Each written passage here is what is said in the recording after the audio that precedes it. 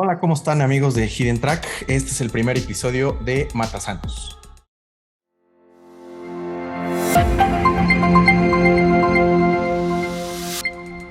Para este primer episodio ya les habíamos hecho un teaser hace un par de semanas, ¿no? En nuestro último episodio donde estuvo Beto como invitado. Ahorita está aquí también Nacho. ¿Cómo están? ¿Cómo estás, Nacho? Después de un rato, ¿no? Que ya no nos visitabas. Hola, ¿cómo están? Bien. Sí, después de un ratito, pero feliz de estar acá otra vez. Qué chido. ¿Cómo estás, Beto? Bien, bien, bien. Un poco desveladillo, pero bien, muy bien. Muy contento igual de saludarlos y de verlos. Qué chido. Pues ya ahorita nos platicarás de esta desvelada porque este episodio justo se va a tratar de hablar de las desveladas y de la diferencia entre la educación en México y la educación en España, en específico ahí en Barcelona donde estás. Ahorita nos platicarás un poquito, pero así de rápido me gustaría que nos dieran su background cada uno de ustedes, un poquito en el tema médico. Ya les habíamos platicado, Matasanos es parte de esta barra de contenidos de Hidden Track donde se va a abordar desde una parte pues de cultura pop y de un lenguaje mucho más amigable, ¿no? Para que todos podamos entender de qué va todo el desmadre. Me gustaría, Nacho, que nos platiques un poquito de lo que estudiaste.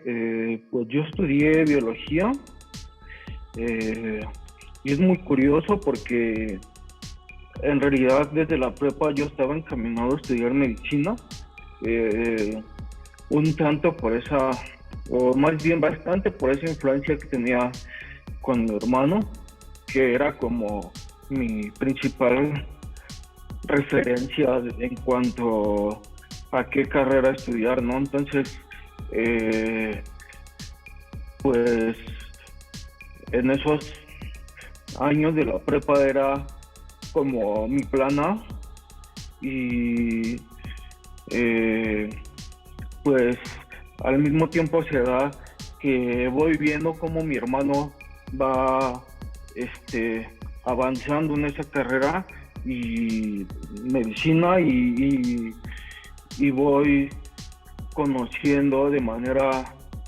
directa o indirecta cómo es una carrera bastante complicada y demandante. Entonces empecé a cuestionarme si iba a tener como la vocación para estar ahí. También pues sufrí un poco un complejo como de inferioridad o de inseguridad de saber si iba a poder estar como a la altura de mi hermano, ¿no? Porque ya nos platicará su gran trayectoria. Entonces, al final decidí que pues quería seguir relacionado al camino de la ciencia, y a partir del último año de la prepa me empezó a interesar la biología, justamente con un maestro súper nefasto que tuve, el clásico maestro sin vocación, ya viejito, que está ahí dando clase por, pues, por no jubilarse. Sí, Y nomás por el puro sueldo, ¿no? Y ya. exacto, entonces justamente gran parte de mi interés en la biología salió porque empecé a estudiar por mi cuenta, es como a estudiar y a leer más por mi cuenta, más de lo que el profesor enseñaba, y entonces me di cuenta que eran temas que me interesaban, que disfrutaba como estudiarlos, ¿no? Y pues ya cuando ya llegó el momento de decidir, yo creo que estaba entre 50% medicina, 50% biología, o sea, no lo tenía del todo claro y me decidí por biología. Entonces, al principio me costó, o sea, fue una carrera en la que, sobre todo el primer semestre, fue un cambio muy drástico para mí porque,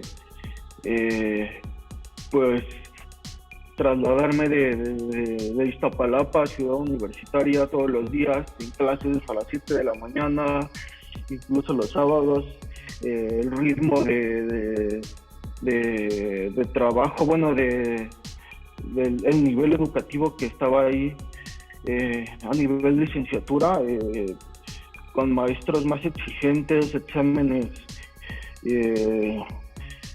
pues más continuos, no sé, como ese nivel de exigencia me costó bastante adaptarme y pues no claudiqué, entonces empecé a mejorar y lo bonito de la biología es que en mi caso es que yo no sabía o yo no tenía claro al inicio algo en que me iba a especializar. Entonces, conforme fueron avanzando los semestres y yo iba conociendo las materias, pues fui como aprendiendo todas esas como ramas y al final pues ya sea que el plan de estudios fuera o no sé, un poco ineficiente en el momento en el que tú quieres como dedicarte a seguir una línea, pues sí te permite llevar una serie de materias para que tú tengas como un amplio panorama y sepas más o menos a qué línea seguir si es que quieres continuar y pues al final terminé decidiendo ir por la rama de la ecología y de los artrópodos, que eran como dos cosas que me gustaban mucho y las pude como complementar.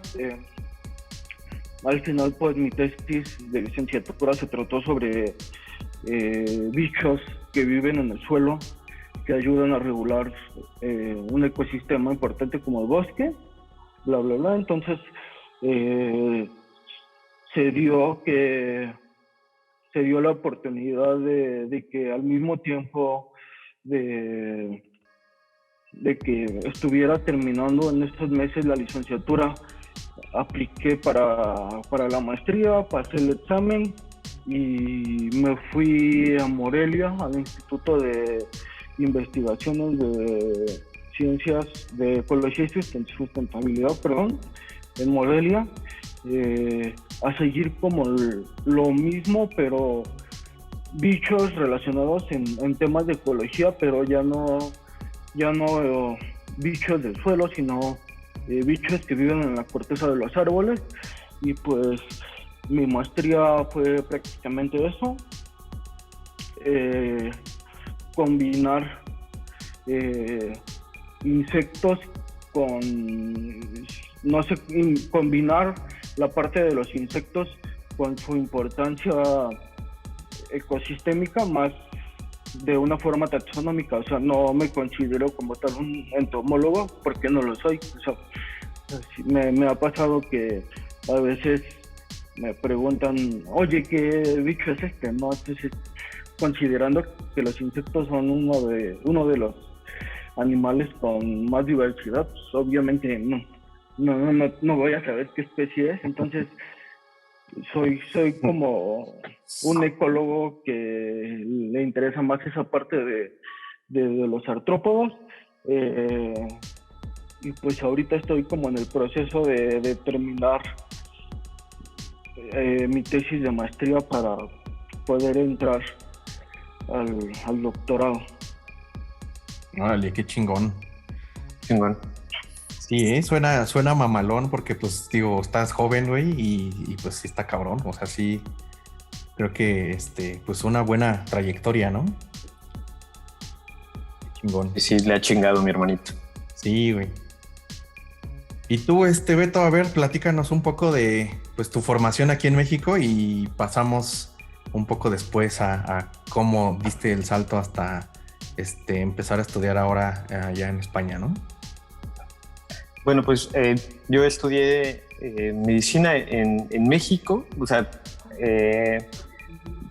no, o sea, lo tenía más o menos claro igual de la carrera, aunque también debo decir que, bueno, tú lo sabes, Alan, y probablemente Nacho también tenía como mucho este interés de humanidades, de alguna formación más bien desde la perspectiva cultural, artística, sobre todo de humanidades.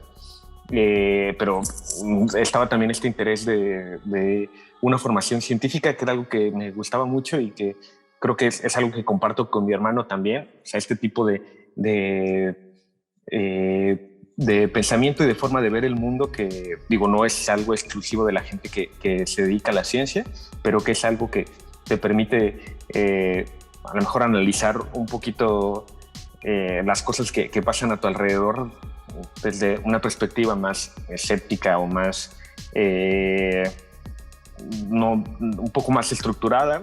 Entonces es algo que me gustaba mucho, ¿no? Y pues al final entré a medicina ahí en México, en la UNAM, solo que en una FES, ahí por mi casa en Zaragoza. Después de esto, pues algo que ocurre con medicina y que con biología, como lo comentaba mi hermano, y ya también nos comentarás tú, es que pues al final son áreas del conocimiento muy extensas y que si bien la formación de la licenciatura te permite como conocer un poquito de todo para poder ser alguien que tiene una formación o un área de expertise o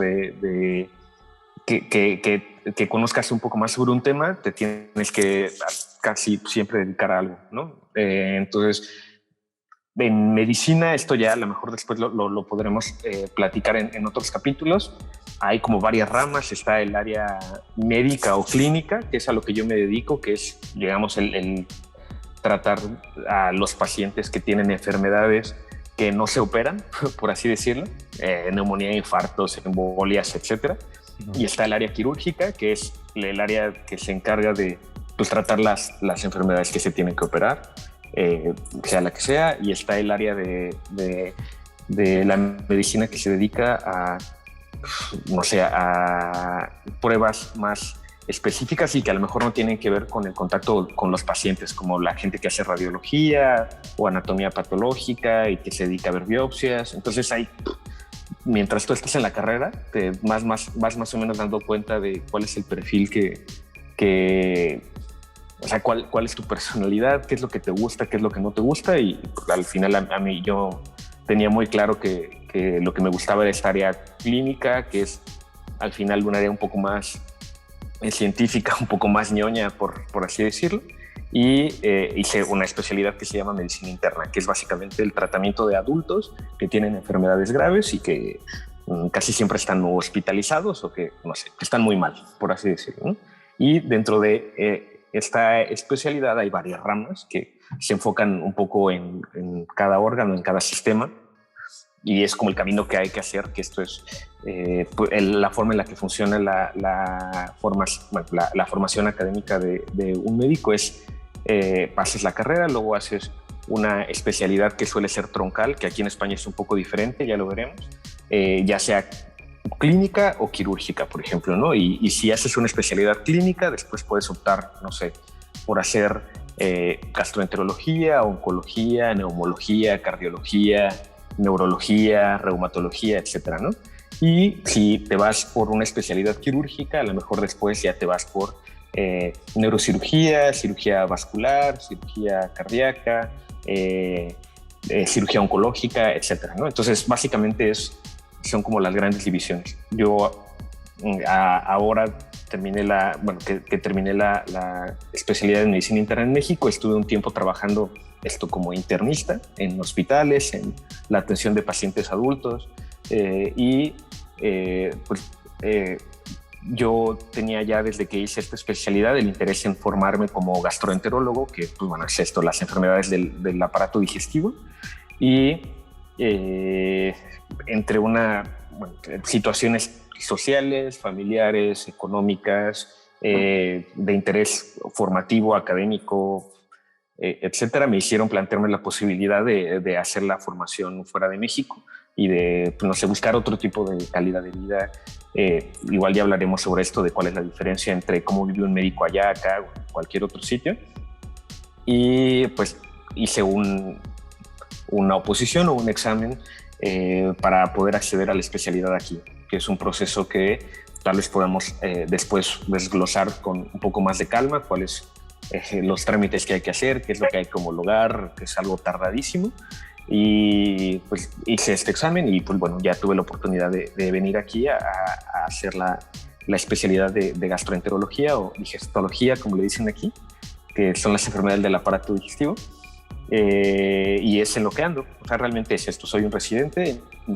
Es la forma en la que se le llama al médico que está haciendo una especialidad. O sea, eres estudiante de medicina, después eres un interno que es el que está como aprendiendo un poquillo de todo en el hospital, luego eres un pasante que te puedes ir a un pueblito o a algo a ver un poco como de medicina general, y después si te interesa, pues ya haces la residencia o te vuelves residente para especializarte en lo que quieras, y pues ya después de ahí sigue, ¿no? O sea, es una carrera que todavía me falta mucho. Lo que decía mi hermano, esto de la gran trayectoria, nada que ver. O sea, no voy ni a la mitad del camino de lo que se podría lograr, porque no sé, eventualmente también me gustaría hacer un PhD o hacer un poco más de investigación un poco más seria, como lo está haciendo ahora mi hermano. Y pues en eso estoy ahora en esta parte de la vida que se llama el no dormir y el estar en el hospital todo el día, pues aprendiendo lo que es el trabajo de un gastroenterólogo. Sí. Y pues así es más o menos un poquillo el resumen de lo que ando haciendo por acá. No, está cabrón. Ahorita en Barcelona. De años de estudio, ¿cuántos llevas entre esta primera etapa, luego cuando te haces, estudias lo de medicina interna, y ahorita, ¿cuántos años llevas ya de...? Bueno, el problema es que hubo un gap, un espacio ahí de 4 años entre que terminé de medicina interna y me vine aquí a formar como gastroenterólogo, que esto fue sobre todo por trámites, ¿eh? Entonces, normalmente en México y en muchas otras partes del mundo, la carrera de medicina dura de 6 a 8 años. En México son 6 años y medio, en otros países suelen ser 6, en Estados Unidos son 8, entonces cambia un poco. Incluyendo esto, o sea, suelen ser 4 años de formación como más académica en la universidad, empiezas a ir un poco a hospitales y así, pero es más como una formación teórica, por así decirlo, ¿no? Luego el 5.º año, que es esto que les comentaba, que es el internado, que es pues, vivir en el hospital y igual estar haciendo guardias, aprender un poco de todo, y es lo que también te permite ver qué te gusta o no. Luego el año de servicio, ahí van 6 y medio, ¿no? Luego medicina interna, que bueno, en promedio las especialidades en México duran 4 años, fueron 4 años más. Y ahora esta especialidad de gastroenterología, que son otros 4 años, entonces de los cuales estoy en el segundo. Entonces digamos que como médico, pues que me titulé en el 2012, voy a hacer 10 años, por así decirlo, pero formándome un poco menos por esto, ¿no? De que hubo un espacio de que estuve trabajando, ¿no? Más que haciendo la especialidad. Y pues, no sé, hoy hay casos del área que quieras, que no sé, es un área en la que la gente suele salir muy mayor muy grande de cuando terminas de estudiar, y si es que terminas, porque luego hay gente que se mama y sigue haciendo cosas. Ajá. Pero es algo que ocurre, ¿no? Y luego, como aparte, sobre todo en México, es duro, ¿no? Tienes que depender de tus padres o de tener como algún ingreso extra, porque si no está muy complicado. Sí. Es una carrera en la que sales muy tarde de tu casa también. O sea, banda que tiene 30, 32 años y sigue viviendo con sus papás. O sea, y esto lo viví yo, lo vivieron muchos de mis compañeros. O sea, que no tienen como esta capacidad de ser independientes económicamente porque no te da. O sea, porque pues tienes que estar estudiando antes de trabajar. Pues esos añillos ahí ando dedicándome a este desmadre. No, pues también está cabrón, güey. Y pues bueno, tú has estado trabajando en esta área también, ¿no? Bueno, cuéntanos un poquillo, que digo, es un enfoque muy diferente, muy, muy interesante también, pero al final también te has involucrado en esto, ¿no? Sí, curiosamente desde que salí, bueno, de hecho todavía estudiaba y empecé a hacer el servicio social en una asociación civil que todavía existe, se llama MEXFAM. Es básicamente el área médica, tenía o tiene programas aquí en ciudad y en zonas rurales para llevar, pues básicamente educación sexual a, sobre todo a jóvenes, ¿no? Y jóvenes adultos. Y por ahí tienen también programas y todo para, pues ya para gente más grande, pero todo en ese sentido, ¿no? Más de educación sexual, reproductiva, tomo este desmadre de, pues digamos, todo lo referente a eso. Estuve haciendo cosas, digo, de formación, pues yo estudié la licenciatura en diseño y comunicación visual. Entonces, pues yo, la verdad es que sí, siempre fue como ese mi mame, ¿no? O sea, desde joven me acuerdo que me gustaba mucho todo lo que tenía que ver con publicidad, todo lo que tenía que ver con cosas de foto, cosas de animación, de dibujo, de como que en general la producción audiovisual. Toda esa parte pues me gustó muchísimo. Entonces por ahí me fui y curiosamente les digo, pues desde que yo salgo y empiezo a tener mi primera experiencia, me voy al sector salud. Ahí estuve un buen rato en Mexfam, como 3 años y cachito. Después estuve 7 años, casi 8 años en la otra empresa que justo salí el año pasado y también era del sector salud, ¿no? Aquí en este caso era el sector, ya era un sector, era un corporativo, o sea, ya era un nivel, digamos, más elevado, ya sin tantos temas de, pues ya sabes, de que no hay presupuesto, de que todo tiene que ser gratis, de que no hay mucho cosas de publicidad o algo, pues porque no hay, no es prioridad, ¿no? En ese sentido. Entonces, en esta nueva empresa donde estuve, que se llama Vitalmex, pues fui el encargado, digo, hice muchas cosas en esos casi 8 años. Pasé de hacer comunicación interna, comunicación externa, marketing digital y a ser pues el líder de un área de comunicación y relaciones públicas y ya viendo temas de la participación en congresos médicos a nivel nacional. De hecho, por eso también me llevó una vez a ir a Costa Rica, también justo a un congreso que estuvimos allá una semanita. Y pues la verdad es que muy padre y como dices, o sea, yo desde esta parte, pues sí, nada que ver con la parte pues científica y demás. Lo mío pues sí, tal cual es humanidades. Es pues más cercano a las artes, un poquito ya más hacia la parte de publicidad y todo en estos últimos años. Y en cuestiones de relaciones públicas, ¿no? También de 2 años y medio, 3 años para acá. Y pues me ha tocado justo ver mucho el tema con médicos, ¿no? Sobre todo entrevistas versus trabajos, que me expliquen cuestiones como del funcionamiento de algunos equipos médicos, que esto ya son más con ingenieros biomédicos que más que con médicos, pero pues al final va de la mano. Y luego pues las cosas que te platican o las cosas que veo en avances tecnológicos, pues dices, órale, está cabrón, ¿no? La primera vez que yo vi un robot de estos de los Da Vinci, dije, la verga, ¿no? O sea, está muy cabrón. O sea, yo lo veía ahí funcionando en un stand y dije, no, esto ya es otro pedo, ¿no? O sea, me tocó igual estar en congresos de cirugía robótica, congresos de neumología, de cardio, de urología, digo, la verdad es que sí ha sido como muchísima mi experiencia en ese sentido, pero tal cual pues es algo que me ha gustado. La verdad es que fue como de pues el azar que me llevó a pues básicamente estos también llevo, ¿qué son? 10, como 11 años ejerciendo, como 12 años ejerciendo, y siempre ha sido, al menos en el tema, digamos, de empleos formalmente con una empresa, pues han sido del área médica, del sector salud.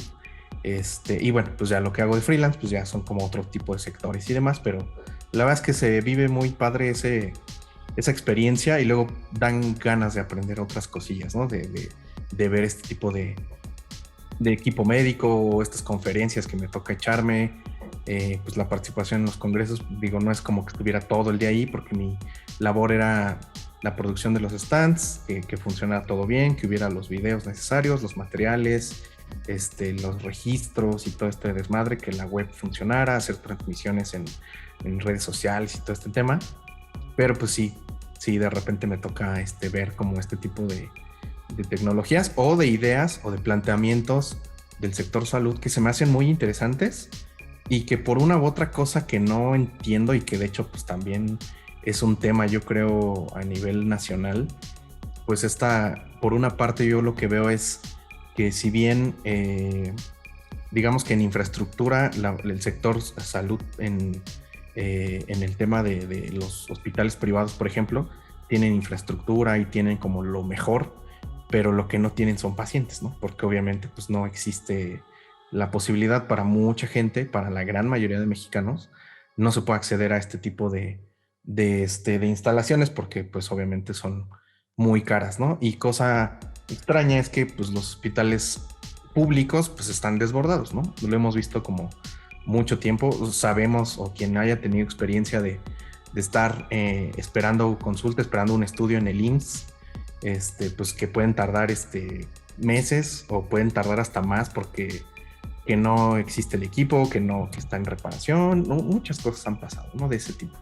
Y cosa que en un hospital privado pues vas y te los hacen al momento, ¿no? O sea, te hacen ahí los análisis, lo que te tengan que hacer, te lo hacen, te lo entregan, te validan, bueno, más bien te valoran y todo, y pues ya es como ese tema, ¿no? Me ha tocado ver propuestas donde es esta parte como de por qué no trabajar en conjunto y llegar a algún tipo de acuerdo, pero va más allá del tema pues de salud, sino ya son cuestiones pues políticas, económicas y hasta, ¿por qué no decirlo? Pues también hasta de un tema ya de pues de estratos sociales, ¿no? De cosas así como de, a ver, aquí no te vas a venir tú, moreno, a checar, ¿no? O sea, como que es todo un rollo. Y lo vimos, de hecho, cuando la gente empezó a hacer ahí como a tener comentarios mala onda cuando los hospitales aquí en México de las zonas de COVID y todo que estuvieron desbordadas en esa primer gran ola el año pasado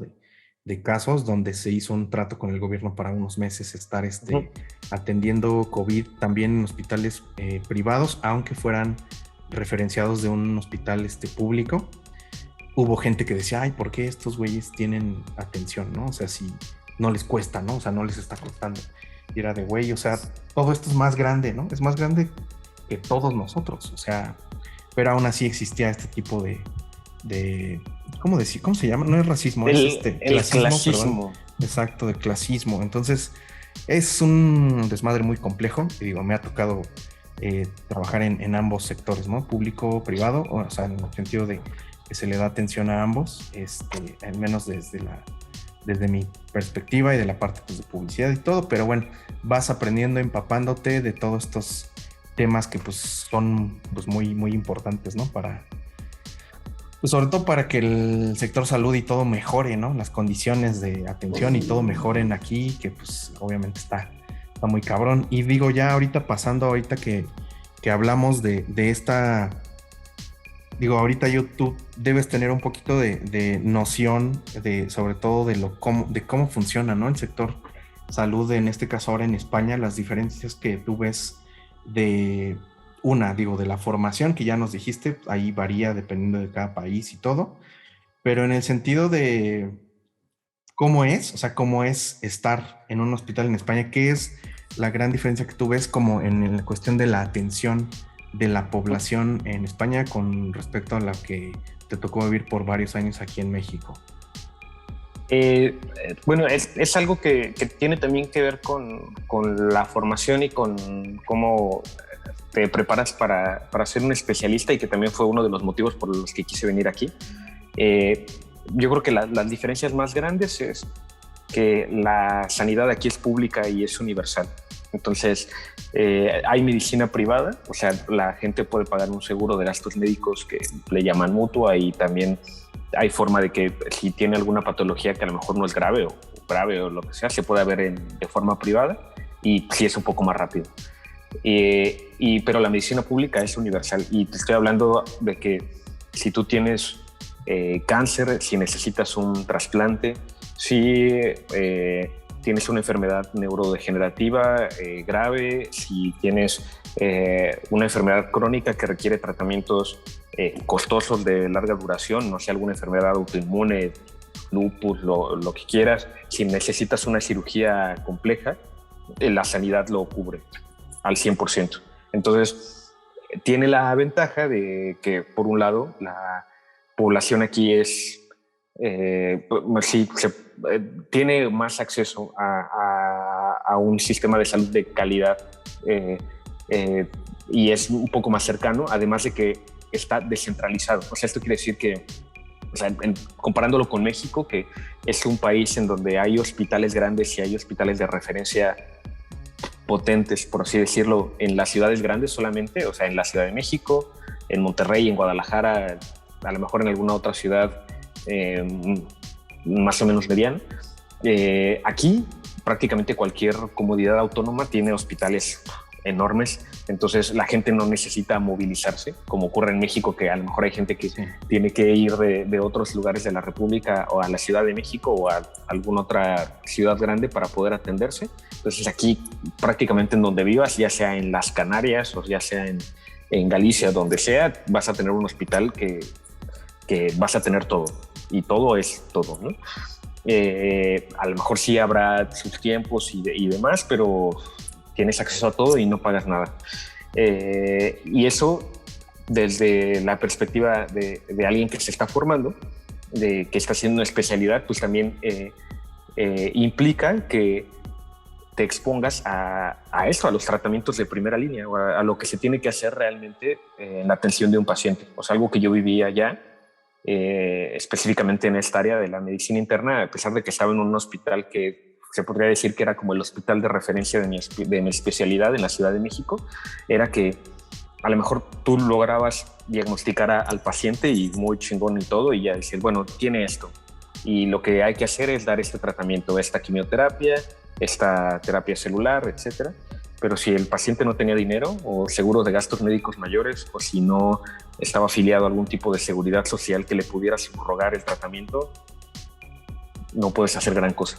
Entonces es muy triste, ¿no? O sea, así como en México, o sea, yo creo que al final la medicina y todas las áreas, yo creo que igual la biología, las humanidades, el diseño, cada esfera es, yo creo que como un reflejo de lo que es México en sí, ¿no? Y esto implica sobre todo las diferencias sociales, lo que tú decías, ¿no? O sea, que hay gente que tiene muchísimo dinero y que a lo mejor se puede atender en un Medicasur, en un ABC, que tiene seguro de gastos médicos mayores y que tiene acceso a lo que sea, pero la gran parte de la población no tiene acceso o sea, está muy limitado, ¿no? Entonces yo creo que esa, desde el punto de vista de atención, es la diferencia más grande. Ahora, aquí al ser una sanidad pública y al ser, pues, o sea, para todos, o sea, también, o sea, hay tiempos que, o sea, hay cosas que se llevan su tiempo, ¿no? O sea, sobre todo cosas no tan graves, ¿no? O sea, si hay alguien que tiene un cáncer y se tiene que operar, se opera chinga, ¿no? A las semanas, ¿no? En cuanto termines de estudiarlo bien. O si requiere quimioterapia, etcétera, ¿no? Esto se hace rápido, pero pues también pasa que si alguien tiene a lo mejor un problema más crónico, pues sí puede pasar, a lo mejor que pasen meses, semanas para que se le pueda hacer algún estudio, porque pues también priorizas, ¿no? La gravedad de los casos. Esto yo creo que es igual en cualquier parte del mundo. Pero es eso, ¿no? La sanidad, el tipo de cobertura que existe, yo creo que es la principal diferencia, y esto, de que no está centralizado, de que prácticamente en donde estés puedes tener acceso a todo. Yo creo que son las diferencias más grandes. Oye, y en el tema, por ejemplo, de la formación, nos decías que también existe ahí como una diferencia con España, ¿no? Y retomando un poquito cuando iniciábamos el episodio, que decías que ahorita venías de una desvelada, ¿qué tan cabrón y qué tanta diferencia hay entre un estudiante de medicina entre México y en específico en Barcelona, ¿no? ¿Cómo se llama el hospital donde estás?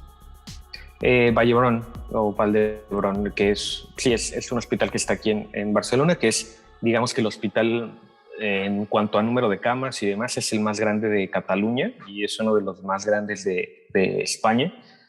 Y bueno, es un hospital que nosotros llamamos de tercer nivel, o sea, decirlo hay todo, o sea, sobre todo terapias muy avanzadas y tratamientos muy, muy sofisticados los hay aquí. Y pues bueno, esto que preguntabas de la diferencia, al final tiene que ver con nuevamente el cómo funciona económica y políticamente el sistema de salud en México. Hay algo que yo me di cuenta aquí y es que a lo mejor sonará obvio, pero existe una explotación de no solo de los médicos, sino en general de muchas profesiones en México.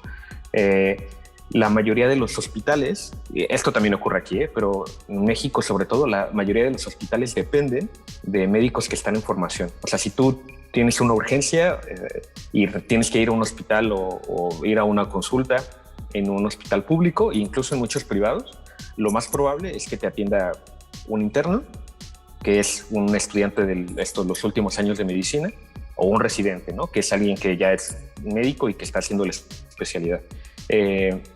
Aquí ocurre lo mismo. La diferencia es que allá esto lo toman como parte de tu formación. O sea, tú tienes a lo mejor un sueldo base y todo lo que tú hagas extras de guardias, de horas, de incluso cuestiones que a lo mejor después podremos platicar más a fondo, como castigos o como, no sé, es un ambiente que llega a ser de repente muy totalitario, un poco similar a como el ejército, por así decirlo, que hay como unas jerarquías muy marcadas y que si alguien dice, pues, tú te quedas de guardia o te quedas toda la semana aquí en el hospital, lo tienes que hacer, y eso es con el pago, que muchas veces es mínimo, y ya, y de eso vives, ¿no?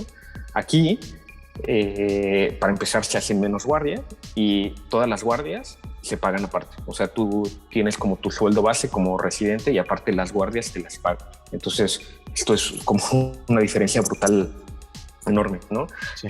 La calidad de vida por mucho es mejor para alguien que se está formando, y o sea, en cuanto a lo pesado y la carga de trabajo probablemente sea similar, ¿eh? O sea, aquí que te digo que es un hospital muy grande, más o menos vendría siendo el equivalente, no sé, a lo mejor al Hospital General de la Ciudad de México, que es un hospital que atiende un volumen muy, muy importante. Las guardias suelen ser en urgencias o en la planta de medicina interna, o sea, en hospitalización, y es gente que llega, o sea, es estar viendo pacientes todo el tiempo y estar yendo y viniendo, estar haciendo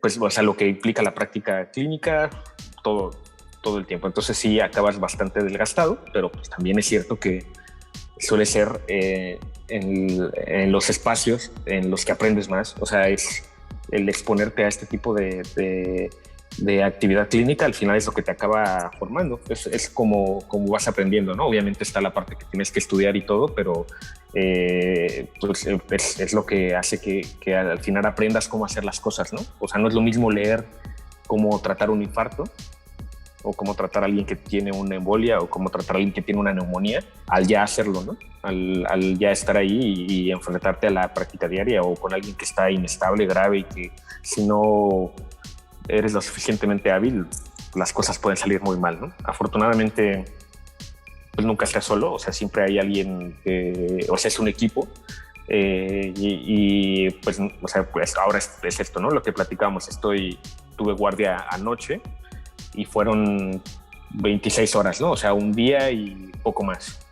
En México solía ser, no sé, o sea, que tenías una guardia que llegabas en la mañana, te quedabas hasta el otro día y luego ese día te tenías que quedar todavía hasta la tarde, hasta que casi que terminara tu turno. Y hay hospitales en donde se maltrata mucho a la gente, no sé, en alguno de los hospitales donde yo estuve haciendo prácticas como estudiante, a los residentes, cuando llegaban les decían, tú te quedas aquí un mes guardado en el hospital, y era como un sistema para ver si la gente aguantaba, porque muchos renunciaban, ¿no? Al final lo hacían como con este objetivo, ¿no? De ver si te podían romper y de si tenías como la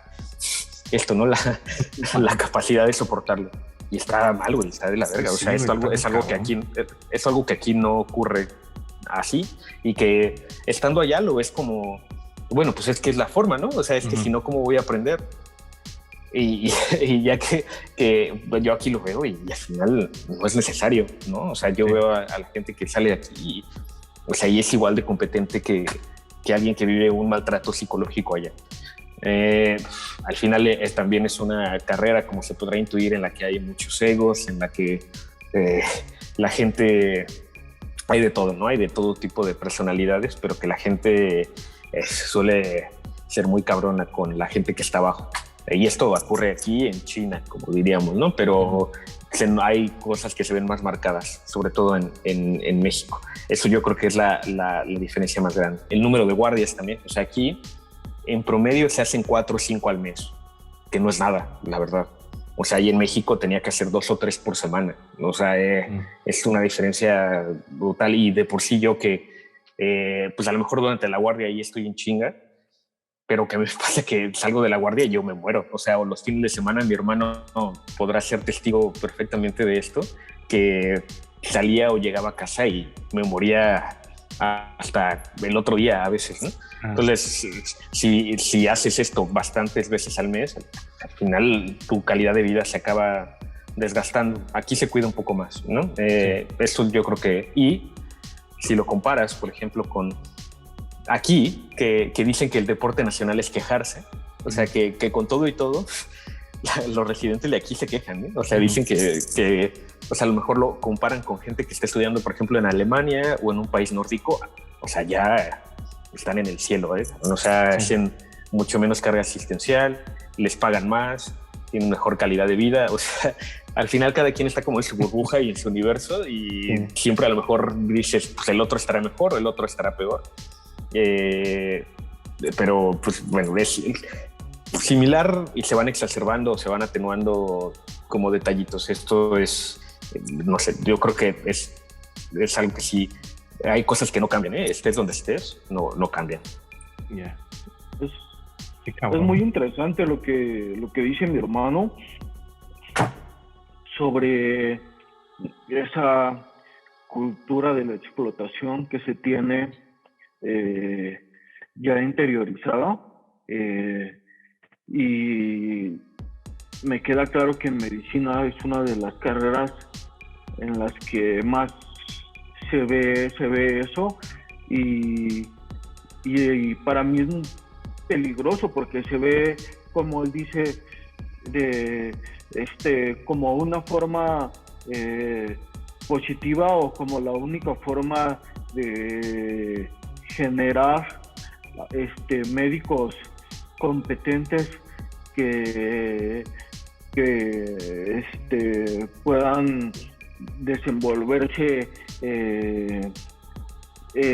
después en el sistema o en el rubro en el que vayan a desarrollarse, y pasa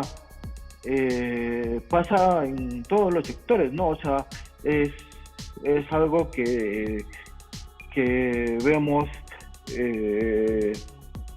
no sé, o sea, por ejemplo, saliéndonos un poco del tema, en el caso, por ejemplo, de los futbolistas o los deportistas, ¿no? Que se les dice que la forma en la que ellos pueden desarrollarse o hacerse más fuertes es a través de chingas y de horas de trabajo, no sé, sí, o sea, con entrenamientos con muchas horas o qué sé yo, ¿no? Y para mí es importante que se esté abriendo la comunicación en este tipo de temas, que se esté debatiendo, que las personas puedan como alzar su voz y dar sus testimonios en este tipo de prácticas de explotación. Hace poco salió una cuenta de Twitter, no sé si la vieron, no recuerdo cómo se llama, donde se exponían los testimonios de la explotación que sufren los cocineros en las industrias restauranteras, en diferentes como restaurantes más famosos o más importantes de la Ciudad de México, y compartían esas prácticas que justo habla mi hermano, ¿no? De explotación, de egos, eso, o sea, es una realidad, y yo creo que es algo, sí es cultural, arraigado que se tiene, no sé, es como una percepción arraigada que se tiene en generaciones, incluso nuestras generaciones, ¿no? Porque seguramente mi hermano tendrá, no sé, algunas anécdotas o conocerá gente de su propia generación que replica esas conductas a las personas que están como abajo de ellos. Entonces, pues es muy alarmante porque no estoy muy seguro, pero me parece que medicina en México es de las carreras en donde se tiene una mayor alta de suicidio. Uh-huh. Y a veces hasta se ridiculiza, ¿no? O sea, cuando se trae este tema no sé, por ejemplo, en las redes sociales, para la población en general es muy fácil decir, es que son débiles, es que no tienen vocación. No tienen vocación y mejor que se suicide a tener un médico incompetente que en un futuro no va a aguantar la presión, ¿no? Entonces, yo creo que para mí es esperanzador que ya se esté hablando de esto, que se esté trayendo a la mesa y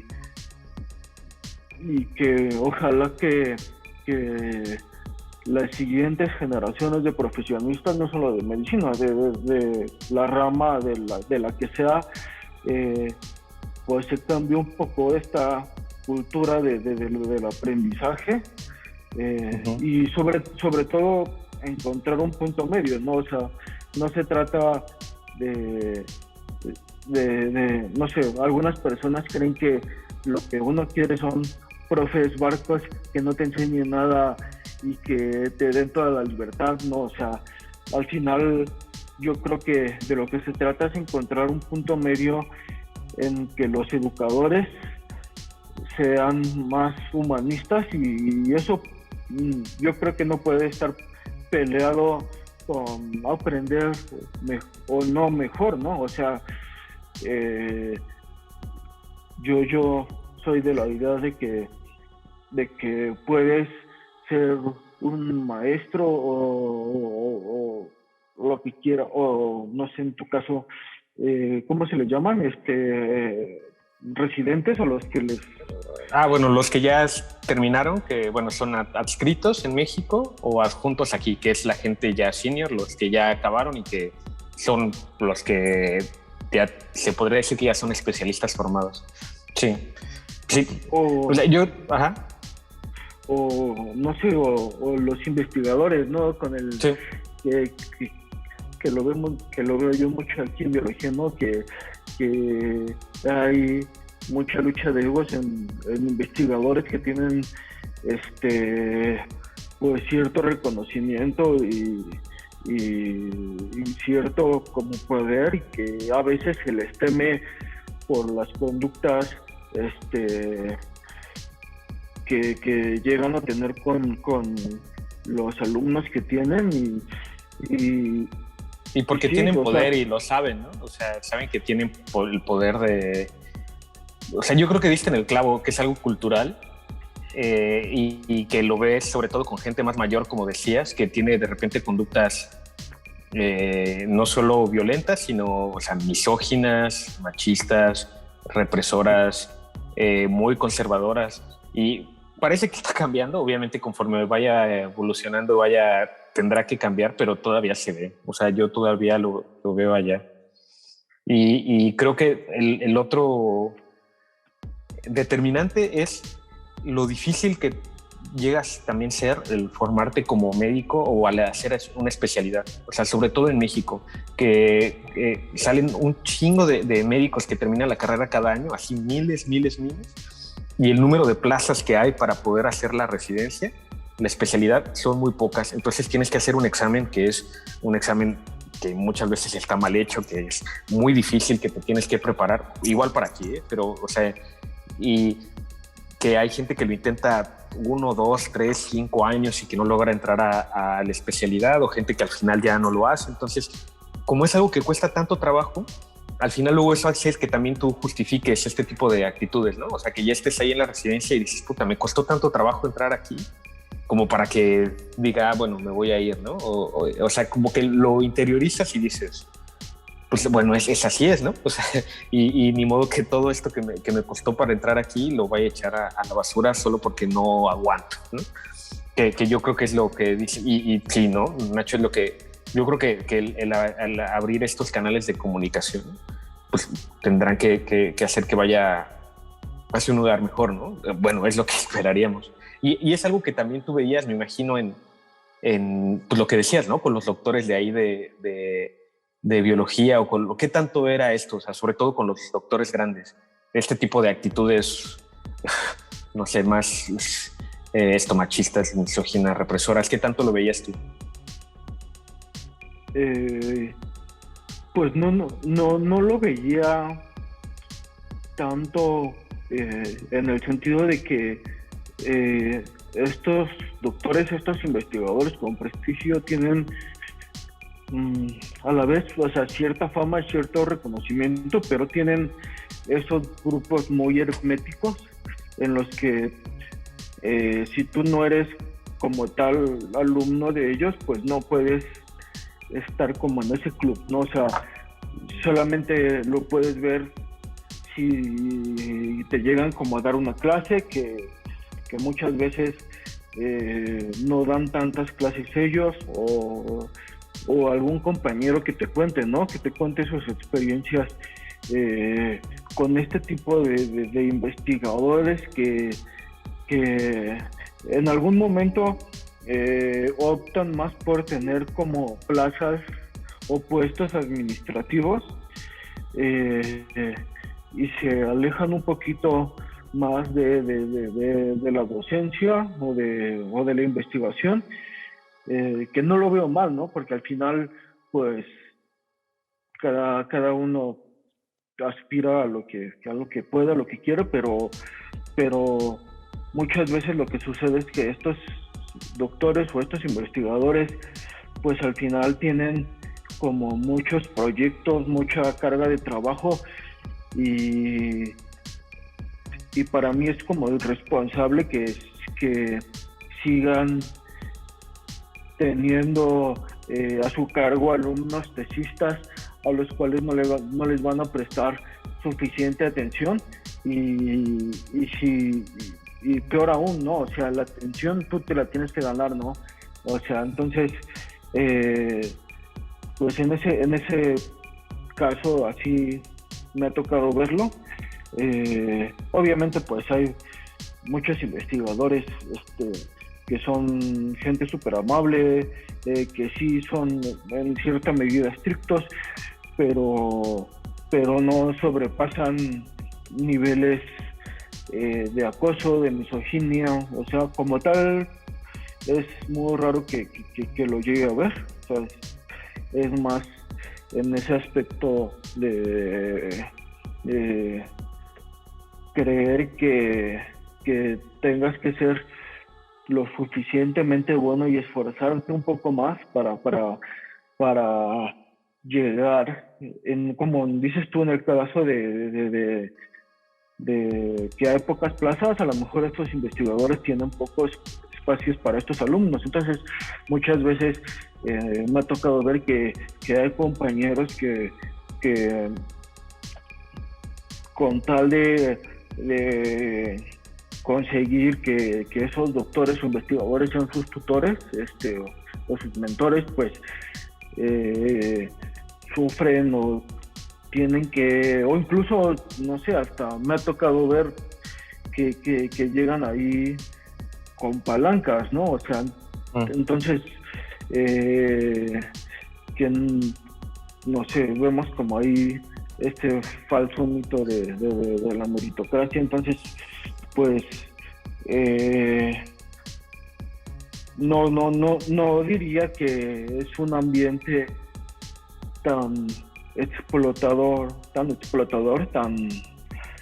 como una olla de presión, porque al final pues eso lo ves como dentro de un hospital, ¿no?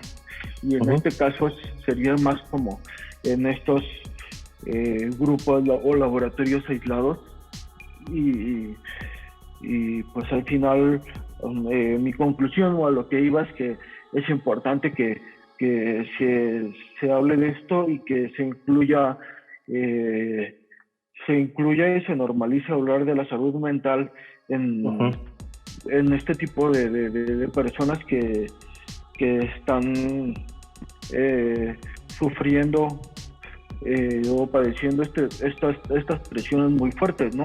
Que no se vea a la persona que está teniendo como crisis o depresión o que no se les vea como alguien débil y que al contrario, ¿no? Que se busque o que no sé, que se llegue a la comunicación que sea más importante que esta persona reciba ayuda psicológica más que pues no sé cómo enterrarlos más, ¿no? Porque pues sí, luego hay casos muy muy feos que se ven en redes sociales donde una persona pues cuenta que la está pasando mal y muchas veces en vez de proponerle pues como ayuda o algo así, pues se le trata como peor, ¿no? Entonces pues al final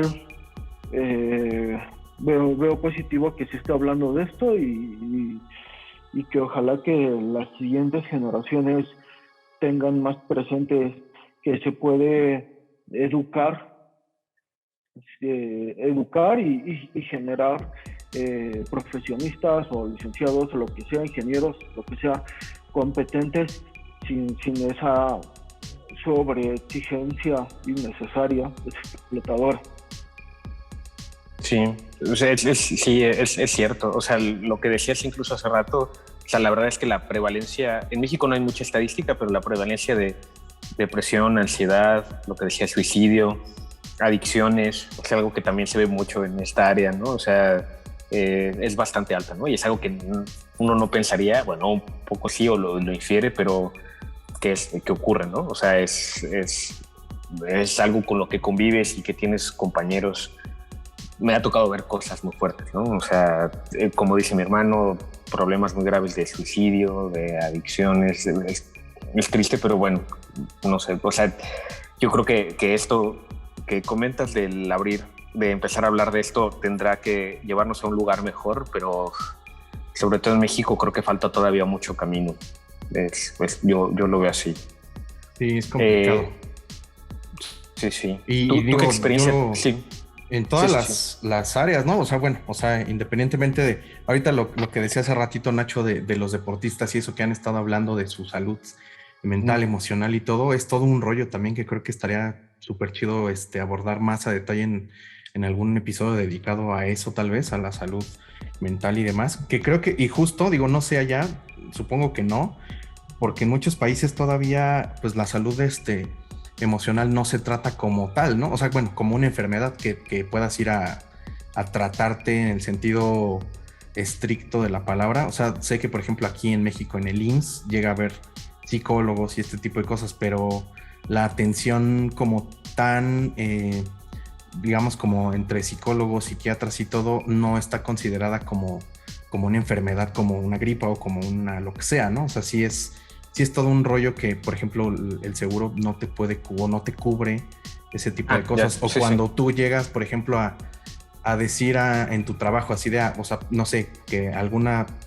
no sé si tengas, no sé, burnout o justo te haya dado un ataque de ansiedad o te haya dado o tengas una depresión pues bastante ya fuerte, no es algo como que la gente te diga, o sea, no es empática, ¿no? O sea, nunca es como de, no, o sea, tiene depresión, pues está cabrón, hay que, pues déjalo que se recupere, ¿no? Sino de, chinga, pues eso es como de, o sea, ya sabes, como el clásico meme de, pues échale ganas, casi, casi.